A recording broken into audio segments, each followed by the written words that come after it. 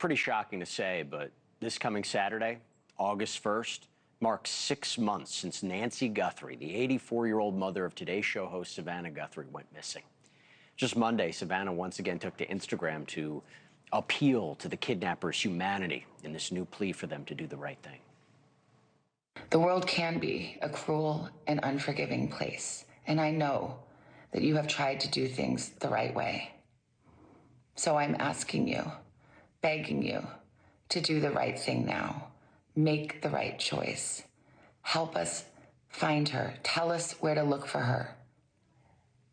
I truly believe it is never too late to do the right thing. Help us bring this situation to an end.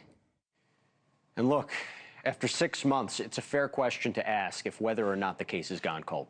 Something my next guest, Wyatt Sharpe, host of the Sharpe Exchange and Gen Z political commentator, was able to ask Pima County Sheriff Chris Nanos in an in-depth interview just yesterday. The question was asked of me, is this case cold? It is not cold. We have a lot of evidence that, like I say, our scientific labs are working.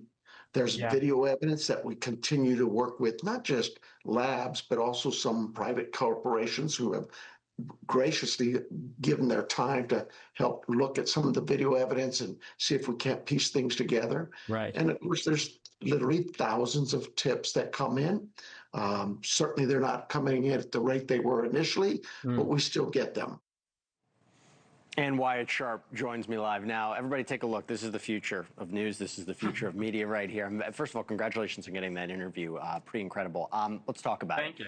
So just this week, we were showing Savannah put out this new plea. You asked Sheriff Nanos about his relationship with the Guthrie family, which has always been kind of a question mark. What did he tell you? Yeah, it was really interesting because in the beginning, he tried to make it out as if the relationship is very strong. He said that the Guthrie family and him are on good terms. He had said that she has his contact information, as does the rest of the Guthrie family.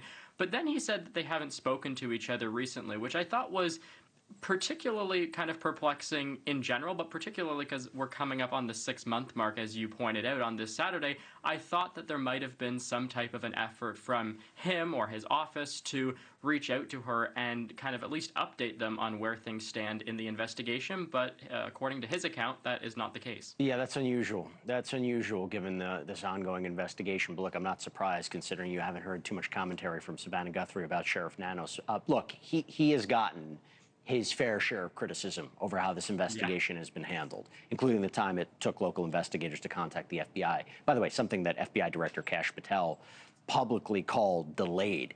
You asked Nanos about that. I want to play a quick clip of it. Sure. A lot was said from, I guess, Director Patel about how we delayed contacting them. I just think he's misinformed and doesn't understand that that evening when this event was actually the afternoon of the first one we first learned of it. Yeah. Our detectives were called in after our search and rescue team recognized what they had, contacted our investigative teams. They immediately contacted the Violent Crime Task Force, and their representatives were there. And just following up on that, what did he tell you about his office's work with the FBI now?